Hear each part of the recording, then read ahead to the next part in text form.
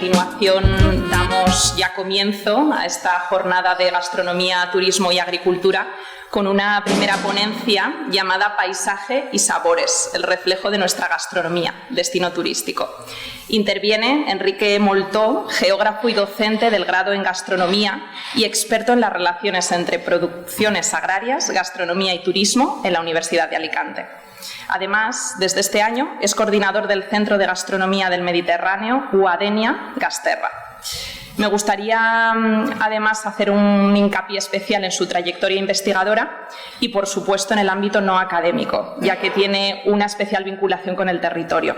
Es productor de aceituna y miembro del Consejo Rector de la Cooperativa Agrícola Católica de Cocentaina desde el año 2000 a 2020. Además, es divulgador en temas de climatología y agricultura. Le damos la bienvenida a Enrique Moltó, que realizará esta ponencia, la primera de la jornada, y comenzaremos. Muchas gracias. Bueno, pues primero agradecer a Convega la confianza depositada, porque tuvimos una experiencia, creo que hace más o menos justo un año, y también agradecer, por supuesto, al CEI de Elche y al CDT pues la atención recibida y también la presentación, que ha sido muy agradable. Además, incluso os diría más, agradezco también a los que me han precedido, porque han abundado en una cuestión en la que precisamente voy a intentar iros describiendo en la jornada de hoy.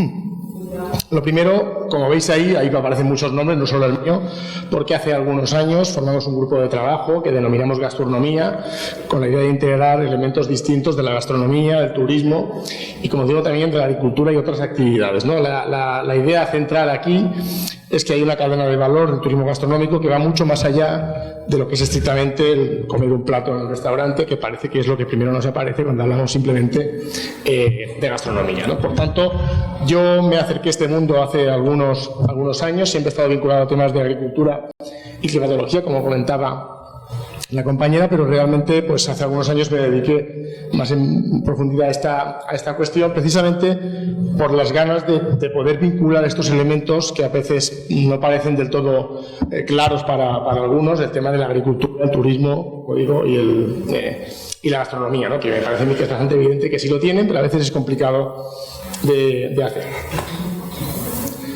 Bien, pues vamos aquí un breve esquema de la intervención. Primero unos objetivos que los pretendo alcanzar aquí. Después, para hablar evidentemente de ese territorio, deciros que en este proyecto de investigación en el que estamos, que se llama Mapa de Valor del Turismo Gastronómico Valenciano, hemos hecho varios estudios en comarcas piloto, un total de 6. Y bueno, pues evidentemente creo que esto se podría extender a todas las comarcas valencianas, porque todas ofrecen complementos muy interesantes, y precisamente una de las grandes riquezas de la comunidad y también de la propia provincia de Alicante es la enorme diversidad paisajística y, por tanto, de tipos de agricultura y tipos de turismo posibles. Por tanto, yo creo que eso da muchas veces un juego que no acabamos de aprovechar. De hecho, la hipótesis de partida es que el potencial es muy grande, pero que a veces no lo tenemos del todo desarrollado, ¿vale? Por tanto, eso es lo que un poco me gustaría centrarme en esta cuestión, ¿no? Y es hablar un poco de los elementos que relacionan esa cadena de valor y cómo pueden interactuar entre sí.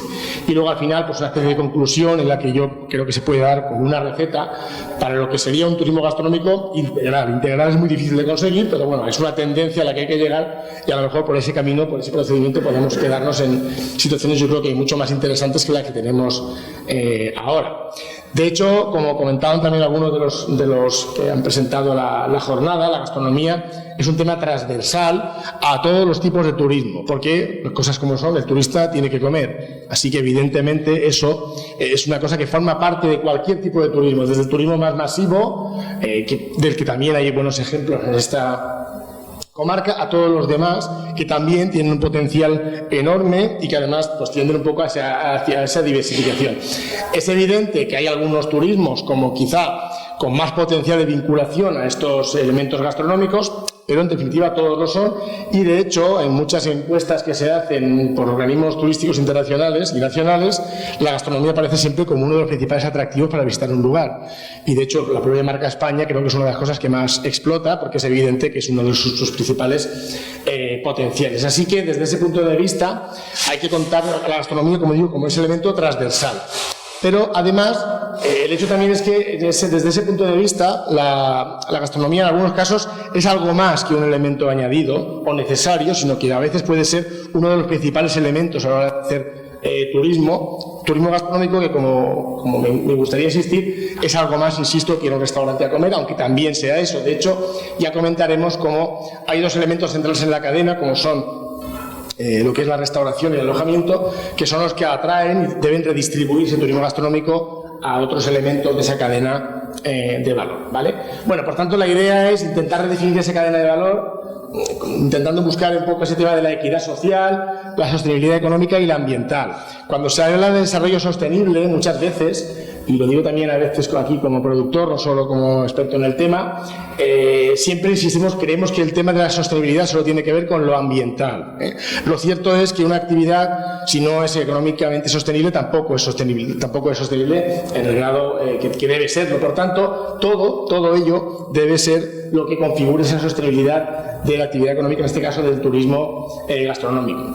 Y la idea fundamental, la idea fuerza es intentar un poco identificar qué relaciones hay entre los elementos que componen el turismo gastronómico valenciano, en este caso de esta comarca, que son producción agrícola y ganadera, también pesquera en este caso, porque también tiene una importancia decisiva, la industria de la alimentación y bebidas, que hace una primera transformación de esos elementos, la de la distribución, por tanto muchas veces también el comercio especializado, incluso que incluye aquí, por ejemplo, los mercados, por supuesto también al final la comida en los hogares, no solamente en la restauración, y el sector de Horeca, que es el de hoteles, restaurantes y cafeterías, como elemento dinamizador propio del turismo que desarrolla toda esa actividad, y ver cómo todo ello tiene una mayor o menor importancia en el impacto en el turismo. La idea, como digo, es analizar esos flujos internos que hay entre los elementos y también ver si hay unas relaciones que son, como digo, que ya existen, pero también intentar desarrollar esas relaciones potenciales que todavía no se han desarrollado del todo, ¿no? También, desde ese punto de vista, la idea es, pues, sobre todo buscar esos elementos de vinculación territorial. Precisamente esto es una marca territorio como Convega, busca precisamente reforzar esa idea de vinculación territorial de todos los elementos de la cadena de valor, ¿vale? Bien, evidentemente esta comarca tiene algunas singularidades que conviene señalar desde el punto de vista geográfico. Insisto, yo soy geógrafo y es lo que me identifica para hacer este tipo de análisis. La cadena de valor ha sido estudiada por economistas con puntos de vista muy interesantes y que como punto de partida hemos utilizado también. Pero nosotros intentamos ir un poco más allá y desarrollarla desde el punto de vista, como digo, más territorial. En este caso, por ejemplo, hablamos de un sector central, que articula un espacio litoral turístico importante, y uno interior, que claramente son complementarios. Es decir, dentro de esta comarca hay espacios de interior, no tan marcadamente interior como otros de otras comarcas valencianas, pero que también existen, y luego un espacio litoral turístico que puede ser claramente complementarios desde el punto de vista del turismo. De hecho, muchas veces lo que tenemos que darnos cuenta es de que toda esa llegada masiva de turismo al litoral es un potencial enorme de clientela para todos los demás entornos y tipos de turismo que hay en el sector. Porque a veces hace años que soy docente también en el grado de turismo, y hace años también que insisto a todo el mundo que el sol y playa no es malo ni mucho menos, que es completamente indispensable en esta zona. Que quede claro, la Comunidad Valenciana necesita sol y playa.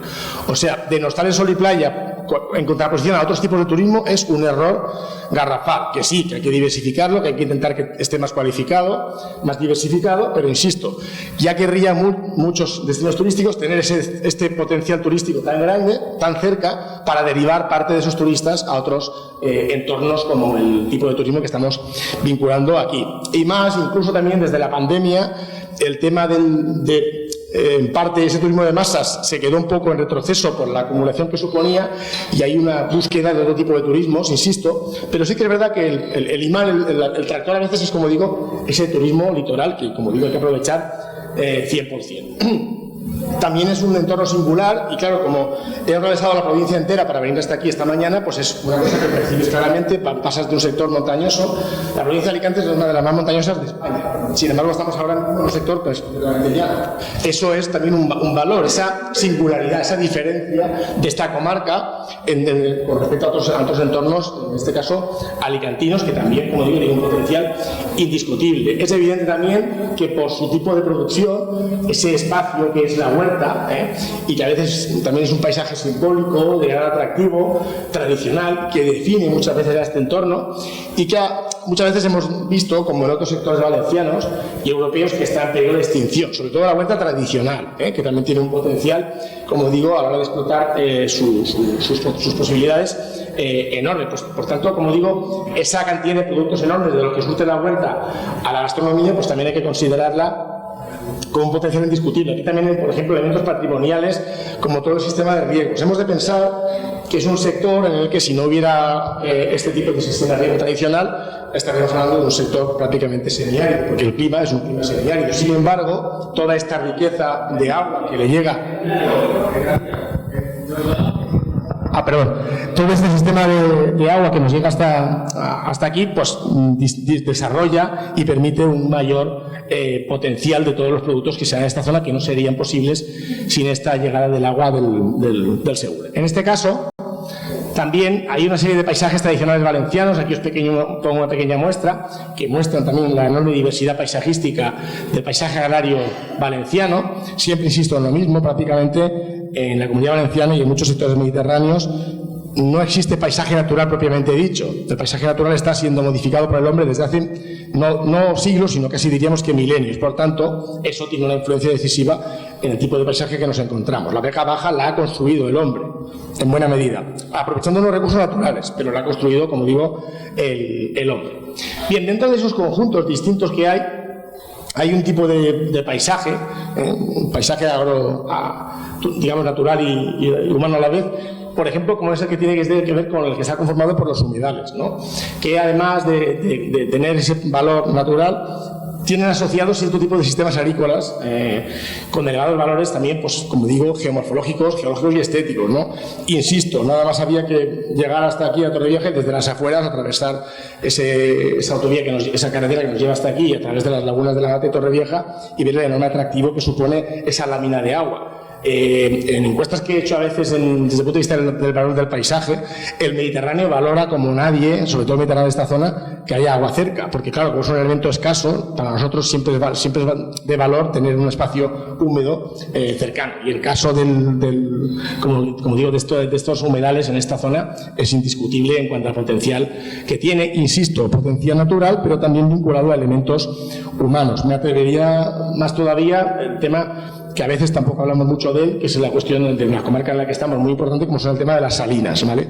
Las salinas, la sal, seguramente es uno de los condimentos esenciales en gastronomía, y también la explotación salinera y todo lo que conlleva en tradición histórica, remontada prácticamente a los romanos, y lo que supone desde el punto de vista gastronómico y patrimonial, también es una cosa que seguramente se podría explotar mucho más en cuanto al contexto del turismo gastronómico en sentido amplio que estamos comentando aquí. Además, se asocian a ese valor, pues evidentemente, edificaciones de todo tipo vinculadas a ese paisaje de humedal. Es curioso porque, claro, sin hacer spoiler de nada de lo que viene después, me he dedicado un poco a ojear los que iban a intervenir después de mí, y he visto pues que hay un restaurante que está ubicado en una zona especialmente atractiva porque está cerca de la Laguna de la Mate, por tanto eso le da un valor indiscutible.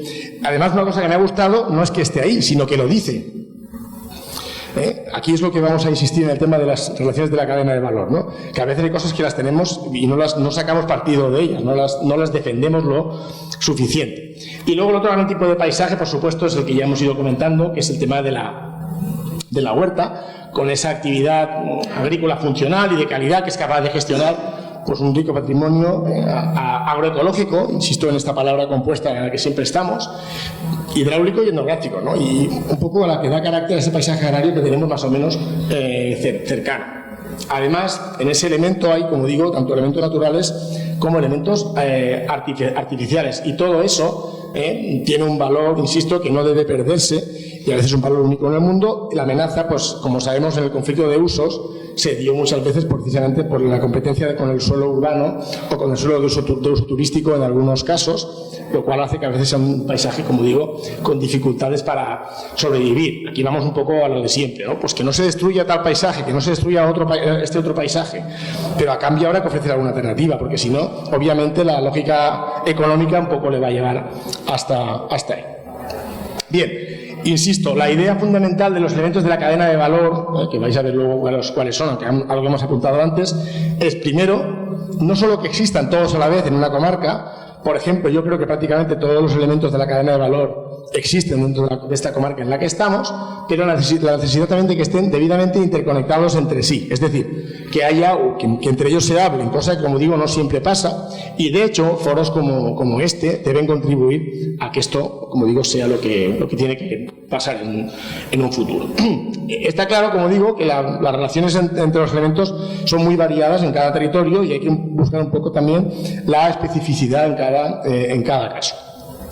Bien, en este esquema que planteamos como equipo de trabajo de los distintos elementos de la cadena de valor, como podéis ver aquí, hay un primer grupo, que es el patrimonio gastronómico, a veces quizá incluso un poco, si me apuráis, inmaterial, a veces más claramente físico, como es, pues como digo, el paisaje, como elemento identificador fundamental, rutas, senderos, recetas, platos, oficios del gusto. Todo esto son elementos que están un poco en el primer grupo de la cadena de valor. Hay un segundo grupo, para mí muy importante, y a veces el gran olvidado en el tema de la gastronomía. Por eso me gusta mucho el título que se ha dado a estas jornadas, porque se incluye la palabra agricultura a los otros dos elementos, que es el tema del productor.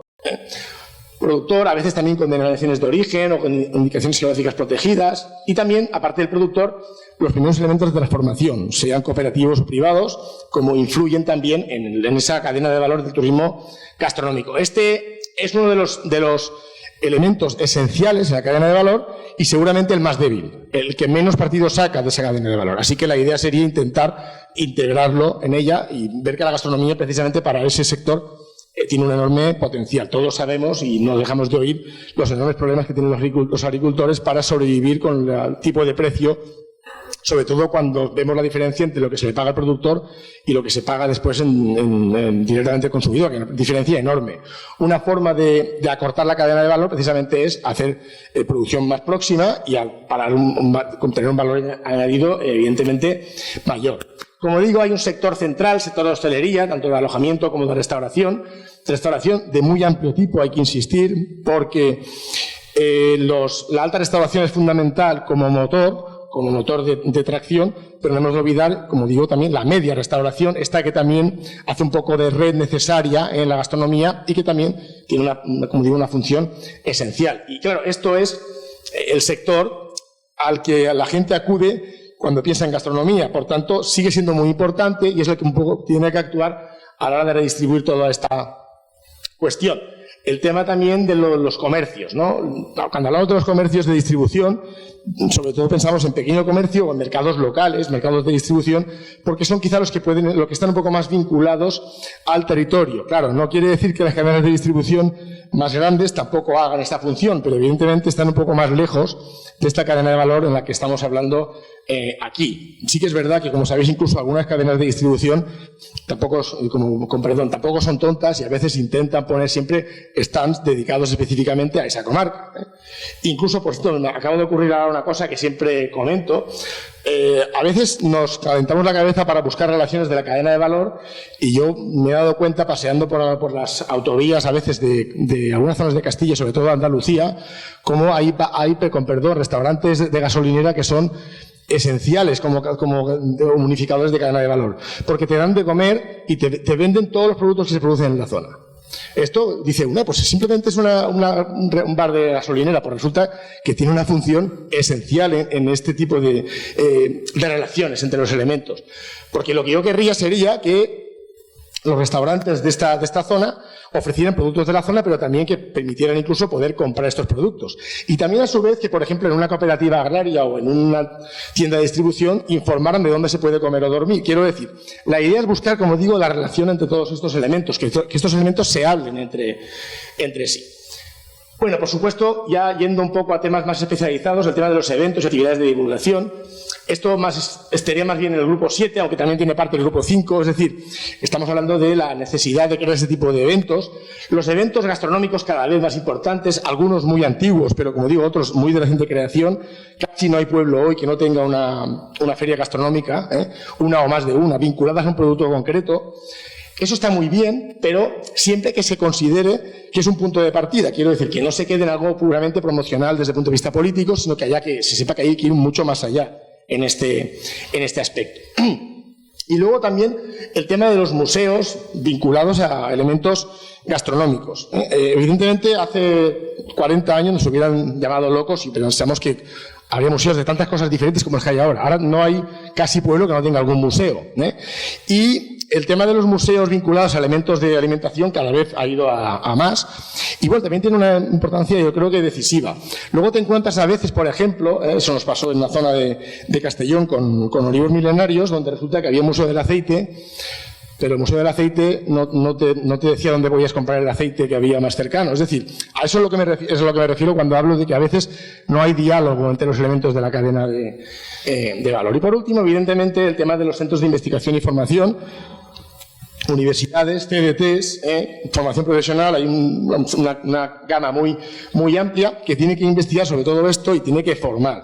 De hecho, desde Gasterra precisamente pues hemos lanzado cursos de especialización, como uno de atención en sala, otro de cocina tecnológica, precisamente pensando en cuidar ese tipo de elementos de la formación muy necesarios para el mejor funcionamiento de la hostelería y que además puede contar con todos estos elementos anteriores, ¿vale? Bueno, la idea, como digo, es buscar esa relación de la cadena de valor entre ella misma y con más elementos y hacer una cartografía en la que estamos trabajando, primero para ubicar todos los elementos de la cadena de valor a la vez que se pueden ver en un territorio y a también ver un poco también qué relaciones de intensidad tienen entre ellos. Insisto, tanto por coexistencia como por el hecho de que haya un diálogo entre ellos. Ya veréis lo que quiero decir con lo de que haya un diálogo entre ellos. De hecho, bueno, hay elementos que están en el núcleo de la cadena, como son el patrimonio gastronómico, el producto gastronómico y los espacios de divulgación, y elementos que la complementan a ese núcleo, como son los eventos de actividades de divulgación y el comercio especializado. Y evidentemente la zona de salida, fundamental, insisto, es la restauración, que al final es la que debe articular muchas veces todo ese tipo de espacios. Claro. Esto yendo a un sector más amplio de hostelería y después también lo que os decía, necesariamente vinculado a los centros de investigación y formación. Vale. Aquí intentaremos ir haciéndolo breve, pero para que veáis qué quiero decir. Por ejemplo, cuando hay un patrimonio gastronómico, que es el que citábamos antes, hay que ver, por ejemplo, si es conocido por los agentes turísticos, que a veces no lo es, entonces eso habría que también fomentarlo. Si hay una relación de los productos gastronómicos que se producen en el entorno. O sea, si en ese elemento está claro que se vincula con lo que es el entorno o no. Aquí también, y porque también, insisto, he buceado en los demás ponentes que vienen después y he visto que hay un desarrollo inteligente, hay como una especie de decálogo de la gastrobotánica, si no recuerdo mal, que es la palabra que él emplea, que tampoco hay que ser integristas en estos. ¿Qué quiero decir con esto? Quiero decir con esto que hay platos tradicionales, con elementos que llevan 2 días con nosotros, o no tanto como queremos. Por ejemplo, pues hay el tema, por ejemplo, del tomate o todo aquello que vino de América y que de golpe se convirtió, pues como digo, como si hubiera aquí milenios con otros, y no es así. Por tanto, no quiere decir que estemos cerrados a incorporar elementos que vengan de fuera, sino simplemente a saber por lo menos que también hay que contar con ese producto de proximidad. Insisto, la referencia al paisaje. Hay que ver si el turismo gastronómico cuenta con ese paisaje y habla de él. Insisto que me ha gustado ver algunas referencias en algunos de los ponentes que vienen ahora después y ver también si ese patrimonio está más o menos presente en el comercio especializado. Por tanto, hay que ver si esto está en otros elementos de la cadena de valor más o menos incorporado. Bueno, pues aquí también, por supuesto, desde el punto de vista del productor, que es mucho más variado, mucho más complejo, hay que ver un poco la tipología de la empresa, si es grande, pequeña, si hay cooperativismo o no lo hay. A veces esto puede añadir un tema de ética social desde el punto de vista. Yo últimamente creo mucho en el relato, quiero decir, a veces a igual calidad del producto, lo que lo puede diferenciar es que tú digas que tu abuelo, tu padre siempre se han dedicado a esto y que tú lo haces con todo el cuidado y que por tanto eso le añade ese cuidado especial de la agricultura familiar que a veces hay que considerar y que tiene esa importancia. Por tanto, por eso os digo también que en este caso el tema del relato, el tema de la gastronomía es muy importante, porque a veces a igual calidad de producto quizá nos tienen que tocar la fibra, está un poco, que no está en la cabeza sino que está en el corazón. Hay que ver un poco ese elemento singular, ¿no? Luego, por supuesto, para eso hay que ser, y por cierto eso es una cosa que hay que remarcar, para eso hay que ser mucho más chauvinista. Hay que defender mucho más lo propio, porque todo esto que estamos diciendo aquí, el primero que se lo tiene que creer es el que vive aquí. Y después ya lo puede vender al otro, pero primero se lo tiene que creer, como digo, el que vive en cada uno de los territorios. Bueno, por supuesto, cómo se venden estos productos, ver si esto se está haciendo también venta en alojamientos rurales o restaurantes, insisto en esto, ¿no? Ver si esta circulación de elementos funciona, si tiene que ver con el patrimonio gastronómico o no lo tiene, aunque eso siempre va ampliándose, si hay alguna denominación de origen o sello de calidad. Esto, como sabéis, aunque se hizo con un fin de defender al productor, al consumidor y de garantizar una serie de que se producieran las cosas como se tenían que producir y no origen específico, hoy por hoy tú, cuando pones que algo es DO, o sea, denominación de origen, haces publicidad turística. Tu principal objetivo es hacer publicidad turística. Y es decir, que yo soy mejor que el otro porque tengo ese sello de calidad. Es como los parques naturales, que se crearon también para proteger la naturaleza, pero ahora también son sellos de calidad turística, porque cuando uno declara esto dice, pues habrá que ir ahí porque por algo se ha hecho así. Pues con esto pasa un poco igual. Por tanto, hay que ver también qué relación tienen esos productores y qué grado de profesionalidad hay. Evidentemente, yo que produzco una tierra más de secano y más de montaña, la profesionalidad es menor, hay más dedicación parcial a la agricultura, mientras que hablamos de regadíos y regadíos más intensivos, generalmente hay un poco agricultores más profesionales. No obstante, sí que es verdad que siguen siendo gamas muy amplias de tipos de productor que hay que considerar un poco de dónde viene cada uno a la hora de defender su razón en cada parte de la producción. ¿Qué presencia tiene en ferias y mercados? Si hay algún centro o museo de interpretación que se haga referencia a esto, por ejemplo, lo que estuvimos viendo, ¿no? Pues a lo mejor de elementos producidos aquí, como alcachofa, la breva de Albatera que estuvimos viendo hace ahora mismo un año, o el tema de la granada mollar, que aunque sea granada mollar de él, sería una parte muy importante de producción que se hace aquí, ver si a lo mejor sería lo suyo poder crear algún tipo de pequeño museo de interpretación vinculado a otros elementos como que también sean capaces de vender ese producto. Y luego ves también hay centros de investigación o que tienen convenios para desarrollar la producción de alguna otra manera. Es decir, buscar la relación con la investigación y la educación en este caso. En cuanto a restauración y alojamiento, hay que ver las categorías que tiene la restauración y ver si ofrece gastronomía del entorno o no. Y también dónde adquiere sus principales ingredientes. Insisto en que sin caer en el integrismo, pero sí al menos una parte debemos intentar que haya ese vínculo, porque además eso hoy tiene mucho potencial. Esto lo podía defender simplemente por el hecho de que haya una mayor ganancia dentro del territorio, de desarrollo local. Pero últimamente hay una cosa que toca mucho la fibra de la gente, que es el tema de la sostenibilidad ambiental. Y cuando tú dices lo de kilómetro cero, pues siempre queda muy bien, porque el kilómetro cero quiere decir que hay menos huella de carbono y, por tanto, pues aunque entre comillas puede ser más caro, como sabéis, a veces es más caro un producto traído de la otra parte del mundo que uno producido ahí al lado. Evidentemente las diferencias son otras, como digo, que son como las que podemos defender en este caso. Por supuesto, ver si hay una relación con los demás elementos de la cadena de valor, lo que venimos insistiendo, si son capaces de vender algunos productos típicos de la zona, o si al menos dicen dónde se pueden adquirir, insisto en esto. Aquí hay un tema que me comentaron en un focus que hicimos en Castellón, y que debe dejarnos claro hasta dónde tiene que llegar la importancia de la cadena de valor. Por ejemplo, la cadena de valor puede empezar con el camarero que nos sirve la comida, porque el camarero que nos sirve la comida tiene que saber qué es ese plato, y ese plato de dónde está hecho, con qué productos, porque si el camarero solo es un transportista de comida, toda esa parte se pierde. Y al final, en la raíz de la cadena, antes incluso que el cocinero, ojo, que está el camarero. Por eso insisto que la atención en sala creo que es fundamental.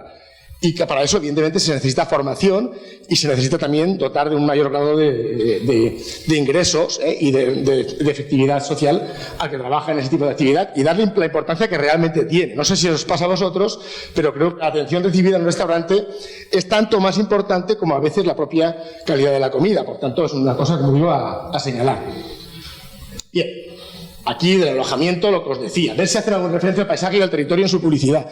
Esto siempre lo digo porque cuántas veces cuando buscáis alojamiento por ahí, en las webs, os sacan fotografías del interior de las habitaciones. A mí me parece muy bien, pero son todas iguales.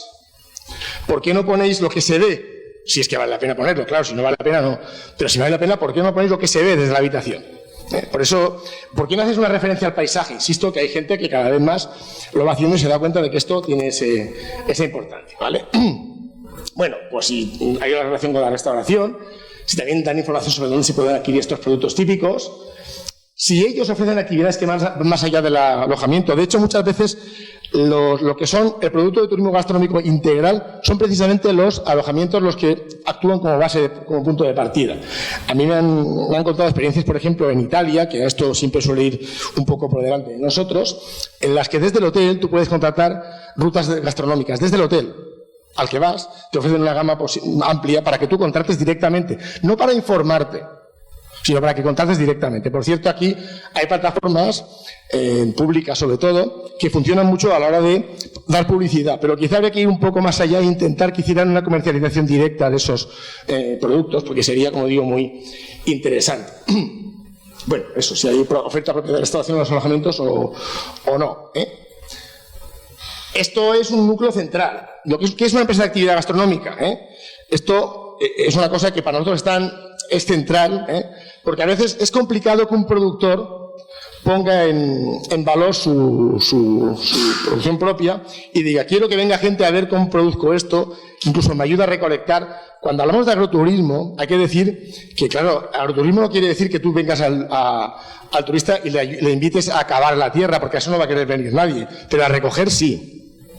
Hay ciertos productos que se está demostrando que si tú invitas a tareas, entre comillas, agradables de recolección, la gente, parece mentira a los que venimos de ese mundo, pero la gente paga por coger cosas del campo, puede llegar a pagar, a cambio de esa experiencia que se vende. Bueno, pues como digo todo esto, a veces el productor no lo va a ver, pero sí lo va a ver un guía turístico especializado, que también creo que es una cosa que tendríamos que desarrollar, que sea capaz de montar un producto turístico completo, en el cual te diga, tú vas a ir por la mañana a ver el productor, cómo hace esto, luego vas a ver cómo se transforma en la industria más o menos próxima, y luego vas a ver cómo te lo comes en el restaurante. Un poco para cerrar ese círculo, yo creo que esa es la importancia de crear productos, como digo, en este caso, integrales, que cuenten con todos estos elementos. Y eso es un tema.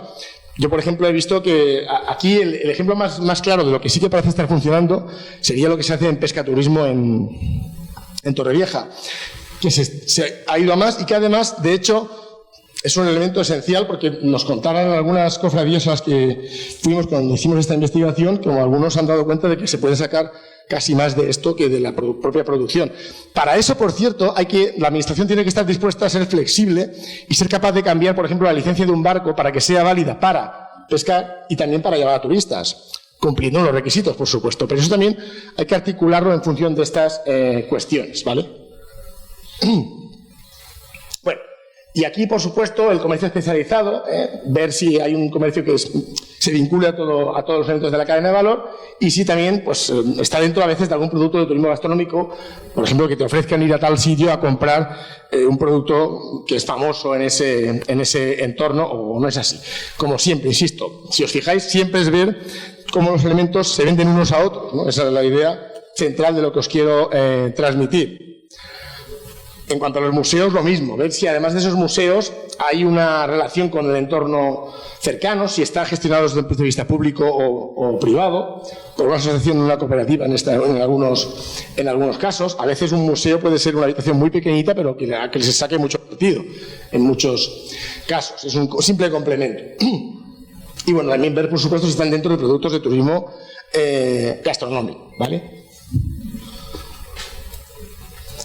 Bueno, lo que os decía, todo esto es fundamental, cada vez se hace más y tienen que ser puntos de partida para hacer puntos de encuentro entre todos los elementos de la cadena de valor y que sean capaces de venderse unos a otros. Siempre insisto que no se queden en puros elementos puntuales, que no vayan más allá y que no sean capaces un poco de articular a todos esos miembros de la cadena, ¿vale? Y en cuanto a la investigación, Y la formación, por supuesto, más allá del grado de especialización que se ofrece en cada caso, hay que ver un poco si hay una relación de la formación que se ofrece con el entorno más próximo. Como digo, tremendamente heterogénea y de muchos niveles diferentes. No hemos de pensar en un único tipo de formación. Para eso habría que ver una colaboración público-privada para ver muchas veces qué demanda el sector, para ver también qué es lo que tiene que ofrecer la formación, porque a veces ahí no hay demasiado acuerdo, porque a veces ofreces cursos que no se llenan, y aquí se demandan cursos a los que no se sabe, que la administración no sabe que hay que hacer. Hay que ver un poco cómo se cuadra esto, y quién tiene responsabilidad en esta cuestión, en esta cuestión del diálogo entre lo que se ofrece y lo que se necesita, que a veces no siempre es lo mismo, ¿no? Y ya por ir concluyendo, no tengo ni idea de cómo voy de tiempo, pero supongo que ya será hora de ir acabando, y además así pues podemos, si acaso, tener alguna pregunta posterior. Bueno, pues aquí un poco a modo de juego o de broma, como queráis, pues claro, como conclusión, pues ¿cuál sería una receta para el turismo gastronómico, como digo aquí, integral? A ver, esto es como siempre, la tendencia de ser esa. Llegar al tope va a ser difícil, pero por lo menos has de tender a eso. Es que si uno quiere ser rico, por lo menos tiene que intentarlo. Luego ya veremos en qué camino se queda. Pues aquí un poco igual, ¿no? Hay que ver hasta dónde podemos llegar. Y, por ejemplo, para mí es fundamental empezar describiendo el paisaje próximo, porque el paisaje te explica la gastronomía y te explica la potencialidad turística del entorno. Hay que ver si hay una vinculación con el patrimonio de las recetas de la zona, de ese producto que yo te estoy ofreciendo de turismo gastronómico. Yo insisto en esta cuestión, hay que visitar el campo y ver si hay una opción de participación activa en las tareas. Por ejemplo, el turismo más famoso en turismo gastronómico, el que lleva más delantera y más años, es el turismo del vino. El enoturismo es muy potente hace muchos años, pero claro, con todos mis respetos, a mí me gusta el enoturismo en el cual me llevan al campo a ver las vides, cómo las trabajan y cómo están con ellas, y el paisaje que suponen, y luego me llevan a la bodega a beber vino. Eso me parece bien, pero que si empiezan directamente por beber vino en la bodega, lo demás ya no va a funcionar. Vamos a empezar por lo que hay antes. Pues con toda la producción me parece que debería ser igual. Habría que obligatoriamente visitar el campo, porque entenderían muchas cosas. Por ejemplo, del precio, de las diferentes calidades. Yo que vengo del mundo del aceite sobre todo, pues te encuentras con ese problema, ¿no? Claro, es que aquí vale tanto y aquí vale tanto otro, pero tú sabes la diferencia que hay entre uno y otro. Hay una falta de cultura gastronómica muy importante, pues por tanto esa cultura la puedes transmitir tú aquí. ¿Quién tiene que hacer esa explicación de campo? Hombre, a veces lo idóneo es que lo haga el que está allí, pero a veces si no tiene capacidad, pues que le cuente a alguien que la tenga, pero que lo narre desde la experiencia de este otro, pues cómo funciona toda esta experiencia del productor primario en esta cuestión. Como digo, visitar algún centro de transformación, después de ver el campo, a ver esto en qué llega, cómo llega hasta mí, y luego ver también pues, en qué restaurantes hay con recetas ligadas al territorio, ver qué opciones de alojamiento hay, ver si se habla del paisaje, incluso pues, si hay ofertas claras de turismo gastronómico integral o de productos de turismo gastronómico en ese entorno. Insisto en esto, una ruta gastronómica es esta que os digo, que nos ofrece una amplia variedad de cuestiones. Claro, es que no hay lo que debería haber, pero uno ve cosas, hay ejemplos a nivel comunidad valenciana excelentes. En toda la comunidad, en todas las provincias, hay gente que se lo monta verdaderamente bien y ves que es capaz de hacerlo todo. Pues si alguien es capaz de hacerlo todo, casi todo el mundo debería ser capaz de hacerlo todo. De montar toda esa experiencia, como digo, integral. No quedarse en la parte final. Aunque habrá siempre una parte que solo quiera eso. Yo no digo lo contrario. Por tanto, de hecho, lo que más se puede, el máximo nivel de desarrollo del turismo gastronómico es cuando a veces incluso el restaurante ofrece cocinar. Ofrece al que va allí que se cocine su plato. Eso es una cosa que está triunfando cada vez más.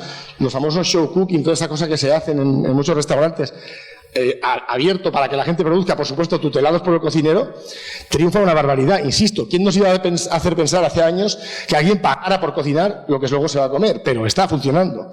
Por tanto, pues hay que ver todas las opciones posibles. Hay que ver los centros gastronómicos que se integren ahí y también los centros de investigación y los centros de formación al respecto. Entonces, como tengo que concluir con una frase, y es una frase que prácticamente pues, me han comentado que debería patentar, siempre digo lo mismo. Yo hace algunos, en este verano, en mi tierra, en el norte de la provincia, padecimos unos incendios forestales terribles, y yo insistía, pues si no queréis que se queme, hay que comerse el paisaje, porque el valor agrario de los productos evita el deterioro del medio ambiente también, hay que decirlo. Agricultura y medio ambiente no están contrapuestos, no tienen por qué estarlo. Pueden vivir en armonía y de hecho a veces son simbióticos entre sí. Entonces lo que hay que intentar, por supuesto, si tú quieres defender el paisaje de la huerta de tu territorio, es comerte ese paisaje. La idea fundamental es que comer lo que produce el paisaje para poder defender lo que tienes en él. Y sin más, os agradezco la atención y aquí os hablo un poco del equipo de trabajo en el que estamos metidos los profesores de la Universidad de Alicante que trabajamos en esta cuestión. Muchas gracias.